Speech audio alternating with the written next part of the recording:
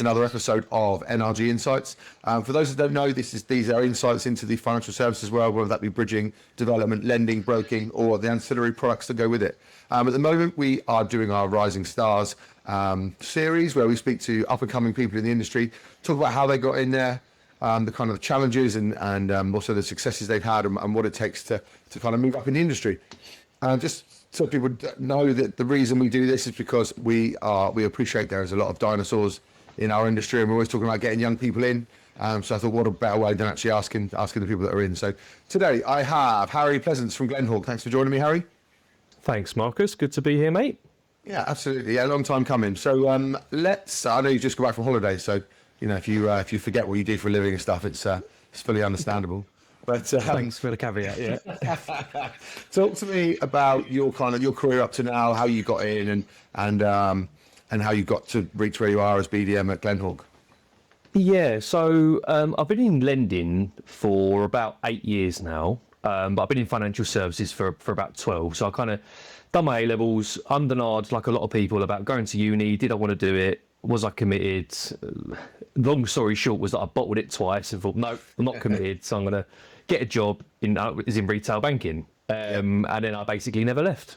So that was when I was probably 18, 19. And I've done B2C, B2B for the last kind of 10 or so years. And across that sort of 8-year lending function, I've done later life products, residential, both prime and subprime, buy-to-let, commercial, and bridging, which is what I'm in now. Everything. And when was the transition from like that corporate banking to moving into the kind of the specialist lending world? Just before COVID. Yeah, so it was just before COVID.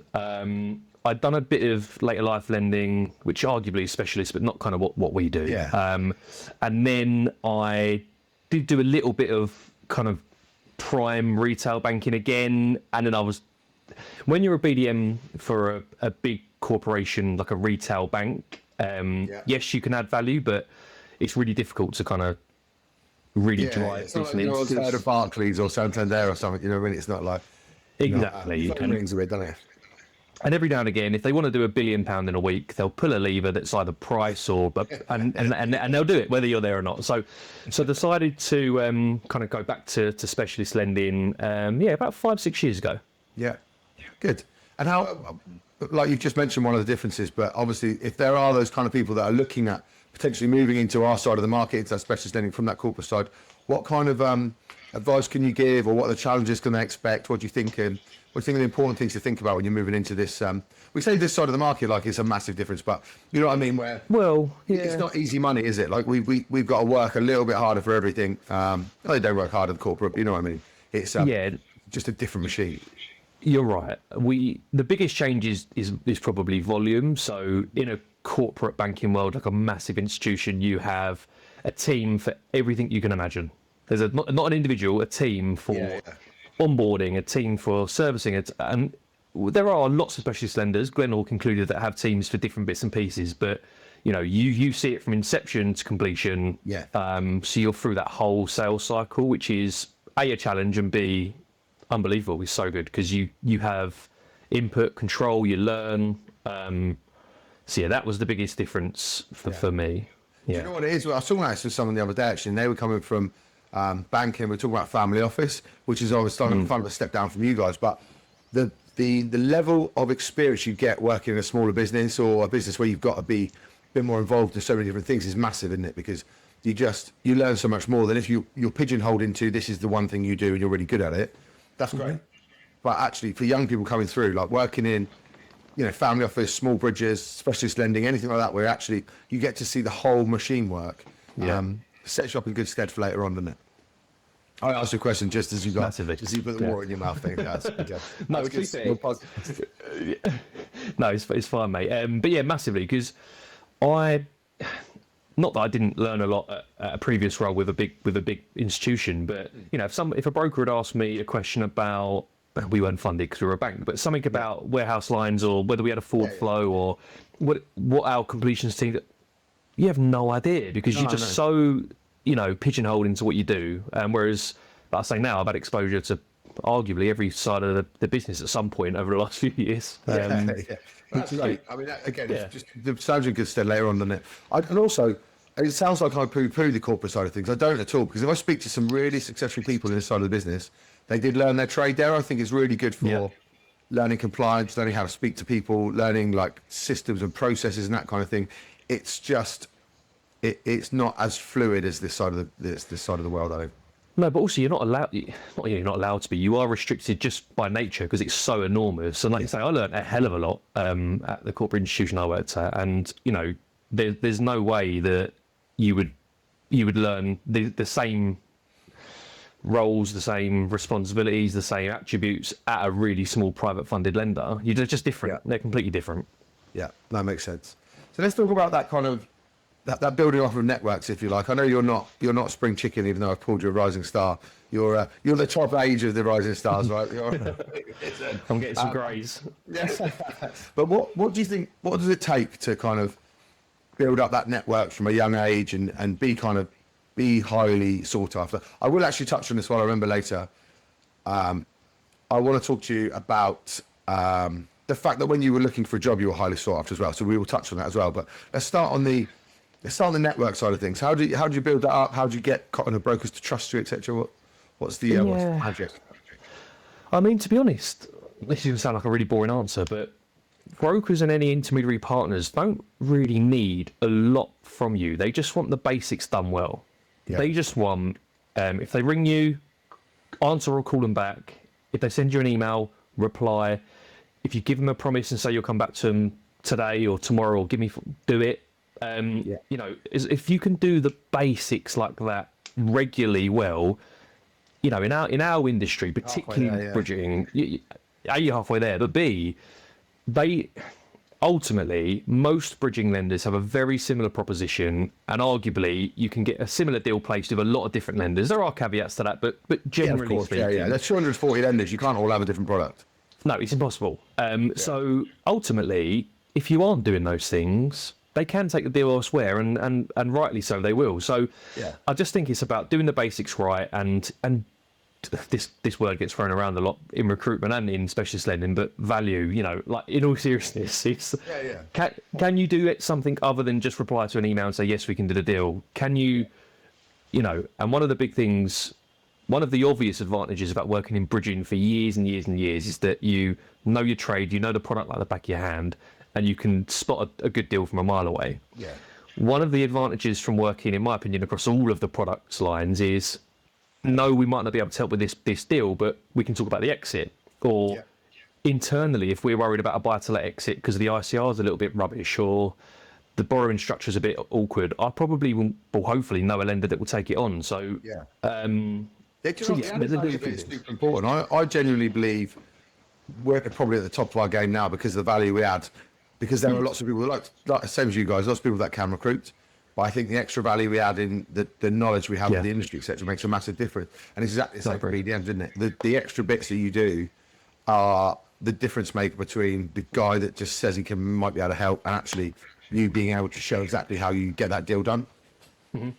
Yeah, 100%. Good. So this is going to sound like an awkward one now, because obviously we were involved with you when you were actively looking, and you got. I don't want to word this wrongly, because obviously you're clearly very good at interviewing. You nailed everyone you've been to. But what do you think? Because this is going to go to a lot of guys, if they're actively looking for work or they're looking. What do you think is the differentiator when you're speaking to people about joining new companies, or what do you think the difference is? We will have very, very similar people. We'll get 8 offers for one and none for the other. What are the differentiators you think when you're interviewing and speaking to companies? Of course, it's a good question. It's like saying, why are you so good? It's really hard, isn't it? It's quite awkward.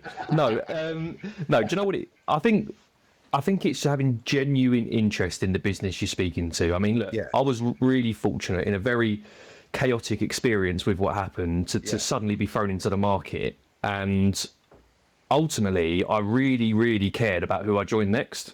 And it was a really important move. I didn't, in the nicest way, I wasn't looking, I wasn't in the market to move. Like you say, we were literally thrown into the market. It was that tough time.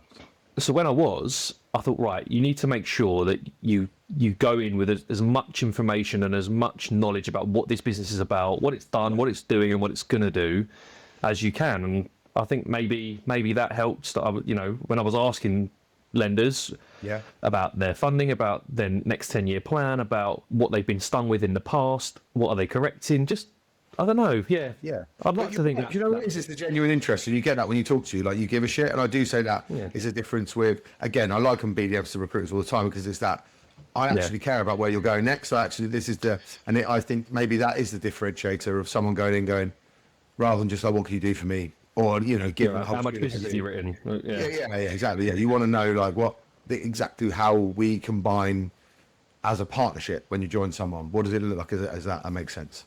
Agreed. Yeah, 100%. And like I say, there's elements of that. I think, some lenders that I was speaking to want someone that's been doing bridging 20 years, and I 100% get that. Yeah. And some lenders wanted someone that had done a bit of a few things. I obviously think the tenure thing, and I've read this often to recruitment again, but I obviously think the tenure thing is a bit bullshitty because I speak to someone who's been doing 18 months who is mustard hungry, fantastic, and you'll get someone who's been doing it 18, 19, 20 years.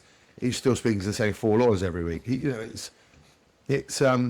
think tenure is a really hard one to get. I know people think the longer you've been doing it, but I think it works on energy way more than time. Yeah, I agree. And I would say that because I've been in the industry 10 years and not 30. But so talking again with with guys, I know you've given a little bit of advice already, but what are the characteristics, if you like, that people need to move into, especially in business development, because it's tough. I know everyone, if you speak to brokers, right, they think it's the easiest job in the world because you only see them for 10 minutes and you drop some donuts in and you're talking about product, etc. And now think, that's a cushy job, but it's a tough gig. I explain to people when they move into that market, like you do your job in the day, but you've only got to do your job when you get home because you're out seeing people all the time. So what do people need to what's the I'm trying to think of the word. What's the realism, if you like, of actually being a BDM for people that want to join? Yeah, I think I speak about this a lot to friends that aren't in my industry, or even people that are in the industry that want to get into business development. It's because they see you playing golf all the time. Well, they see me playing golf and still being shit. That's the problem. Is that I'm no better. No, so you're right. You do a day's work, and then you get home and you have another day's work to do. Yeah. So it's not a 9 to 5. You normally do 3 hours early in the morning, then you might have a few meetings, then you do another 6 hours at the end of the day, and arguably that's the biggest thing is time management, because if you're not good at it, it can swallow you up. Because the business, the work doesn't go anywhere. That the work needs to be done, whether it's now, in an hour, it's not going to get picked up by someone else. And if in bridging particularly, if you're not there in a number of hours, the deal's so gone. reactive, isn't it? So yeah, and like you say, our networking and everything we do as BDMs is half the job because you've actually got to get deals done. Of course. It's not like you're sat in the office the other day. You know what I mean? I know it always sounds like I'm grateful about the BDM thing because it's very lucky that we get to go to things and it's a great job. But people have to understand that it is not that there is another half of that job where you're working late hours, you're doing deals, you are speaking to unhappy brokers and unhappy clients. Not everyone phones us. Deals go wrong. Yeah. Deals go wrong. And also, like you say, to answer your question about someone coming into business development, the reality of it is, yes, we have good fun and there are lots of perks to the job. Like you say, lots of networking events. We get to play a bit of golf if you're into that. We get to go to all sorts of different expos. But the reality is, if you're not dedicated to doing a good job, you'll just drown in a sea of BDMs that can all do it. It shows. We obviously we do it for a living when we speak to BDMs, and you can see, when you speak to someone, you get off the phone and you're pumped because you spoke to them because they've got good energy. They actually give a shit. They're really involved in it, and then you speak to others, and you do get the journeyman that managed to stay in the industry still for like 20 odd years, and you think, well, maybe they weren't like that at the beginning, maybe they've just been broken. maybe. I'll tell you in 10 years. Yeah, you're the same energy. But it is true, though. Like you say, I don't know if you're going to CFB tomorrow, but you will be in a room of 400 BDMs. Yeah. So you've got to you've got to have that, you've got to have the want to get out and speak to people. You walk past the ones that just sat behind sat in the desk and, They don't even look up, and you're like, God, this is your job. This is like, Yeah, this is it's your kind of mecca. it's what you're here for.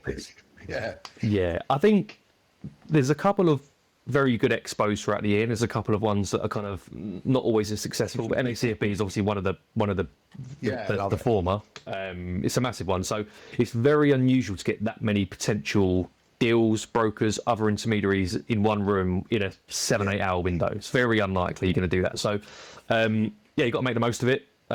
Sometimes you will have a breather. Sit down and think, I've been talking for 4 hours. But like you say, you've got to be. I think Yeah, that is the trouble with that's you, in there. That's in there, by the way. So if someone does see me sitting down at the NACFB, they go, yeah, this doesn't come out till afterwards, and probably later. "Oh, there you go. That's all right." Right. So I do get that. There is that breather element of it. At the same time, well, all of us in BD, like that 10 minutes that person walks past is the only 10 minutes they're going to see you, aren't they? So Yeah. you've got to. It's so Got to be important on your to be feet. all the time.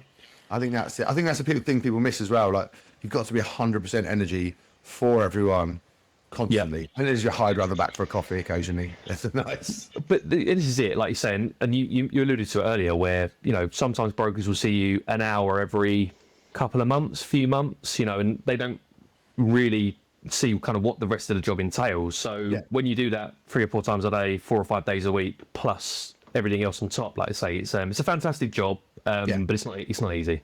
No, and I do. Every time I speak to the Rise and Star ones, especially on the BDM side, I do kind of reiterate. I sound like a bit of a broken record, but that is also because I speak to so many young brokers who are like, "This is my next job." I think I would definitely love to do that. I see my guy out playing golf, or I see him going to the polo or to the awards, and you think like, there's so much more to that job than just that external, smiley face that you get from BDM. It's a big commitment. What do you 100%. What do you think? Again, I know I sort of touched on it before, but character traits for going into that origination role, not just. I know we touched on the a couple of bits, but what do you think people really need to? Not just to understand about the job. We're talking about how they need to be as a person. What do you think some of the traits that are important?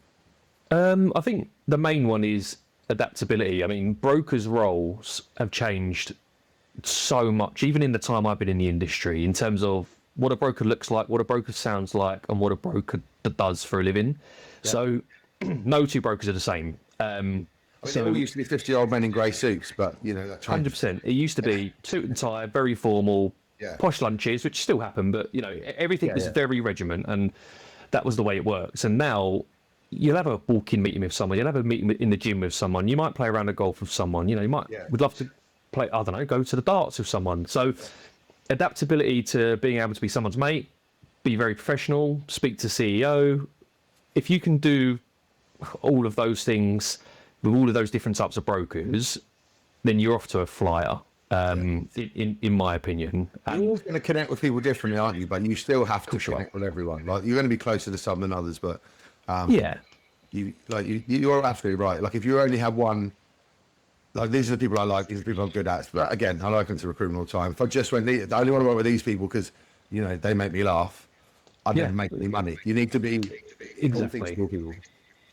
Yeah, so that's a really, really big one. I think again, genuine interest. Like when I go and see a broker firm for the first time, I don't know a lot about them. Whether it's they've not used us before, or it's been a couple of years, or since I've joined Glenhawk, for example, maybe they used us in the past. But when I go and see a firm that I've not met before, I genuinely want to walk out of there and understand what makes them tick, what sort of clients they look after. Do they do X business? Do they do Y business? What do they like to do on the weekends? What's important to them? And if you do care about that, that will come across, and you'll leave a good impression. I think. I agree. That caring bit will probably be into the title of this podcast because it's so important. Actually, if you give a shit, it's just it makes your job easier as well. Because you doesn't want to talk to someone you're interested. And also, if I don't care and I walk in, I'm going to be going, "Oh, so tell me a little bit about your pipeline." That's slog on me. Them, Because the same as everyone, they can smell bullshit from a mile off. So 100%. Daily with developers and clients and stuff. So they'll know, won't they? They'll know whether you care. They know whether you're actually interested in them. They'll know whether you really want their business. So it's super important to be interested. And actually, that's hard if you're not. But if you're not, it's not for you, because you have to love what you do, right? You have to, or at least have a good interest, a good energy about what you do, because otherwise it's but this, like the podcasting, it's easy for me because I'm interested in what she's got to say. So it's always going to come across like a good, hopefully it gets taken well, but that's because I actually care.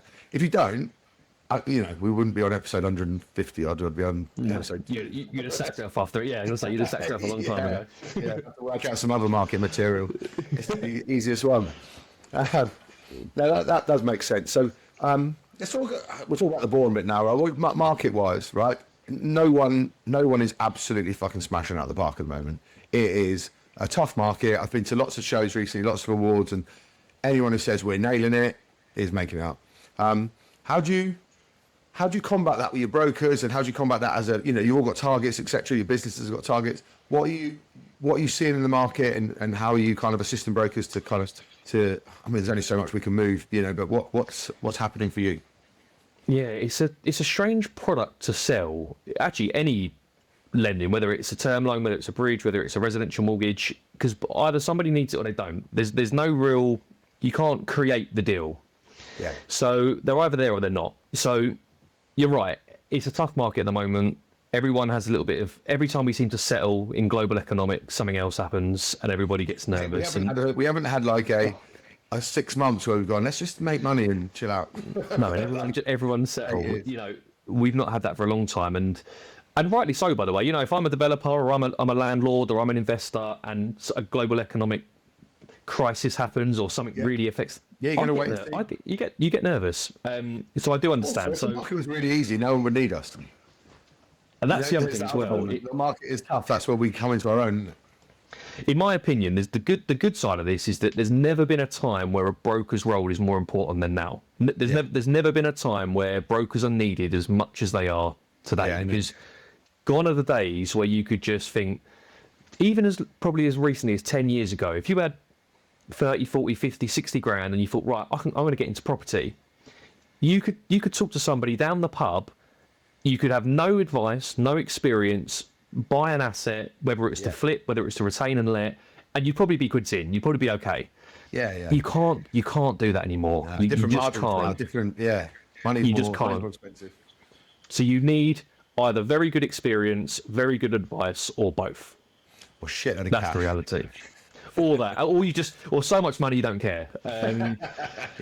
It's more. So it's a really tough market, but I think the opportunities, everyone, look, I've spoken about this on panels in the past at previous employers, but the shift from standard residential to up to down, let on a standard AST, which doesn't even exist anymore, has shifted to whether it's supported living, whether it's co-living, whether it's semi-commercial, fully commercial, whether it's the way it's let, whether it's how it's bought, there's lots of different avenues that can hopefully either increase margin, mitigate risk, or achieve whatever it is they want to achieve. It's just about working out where the strengths of the deal are and mitigating the risks. It's always been that way. It's just got a bit harder. Yeah, and that's why your knowledge is so important as well, right? If you because understanding that market like that. Margins aren't the same anymore, like you say. Like there's so many. I know you're on the bridges side. We speak to so many guys on the dev side at the moment, going, nothing stacks up. But if you do X, Y, Z, it may do. If you look at this, if you look at that, but it's having that knowledge and care about the industry, or not, understanding the industry to be able to go, that doesn't work now. It used to work. It doesn't. This might. Yeah. Or it might be just a case of shifting geographical areas. I mean, some people are doing something as simple as, yes, I've traditionally bought in X postcode, but I'm looking at Y postcode because maybe it's the yield, maybe whatever it is. Yeah, just keep going that way. So there's lots of different avenues. It's just trying to spot them. Amazing. I've taken you longer than I said I would. I said only 20 minutes, but so if you can give one bit of advice, flies by, doesn't it? If you can give one bit of advice for someone coming into this industry, not specifically BD, but just someone coming into specialist lending, what is the one bit of advice that stood you well for your last 10 years, and what would you say to them? Be a good listener. Listen. We're very good at talking. We're not always as good at listening. Just listen, hear. Our industry is very, very friendly, as in all the help is out there. People that you don't even work with will give it to you. Just listen. Amazing. Good. That's perfect advice, especially for me as I interrupt every 5 seconds. Yeah, and cut Marcus off every 2 minutes. That is really important, isn't it? Because that's how you learn, right? None of us know everything, so super Exactly. important. Thank you, Matt. I really appreciate your time, Harry. No, thanks, today. mate. And thank you for everyone watching and listening. If people want to get hold of you, what's the best way? Obviously, all your socials will be on our socials. Please don't give your phone number out on here because there's lots of nutters on Spotify. But Yeah. best way to get hold of you. Yeah, just send me an email, give me a call if you've got my number. That's the easiest way. LinkedIn message. My LinkedIn messages have been playing up recently, so bear with me. But Oh, yeah, that way you're ignoring me. I see. Yeah, yeah. All the question marks. Again, thank you very much, mate. I really appreciate your time. Thank you, mate. It's been another episode of NRG Insights, and I will speak to you soon, Harry. See you later, Marcus. Cheers, guys. mate. Thank you.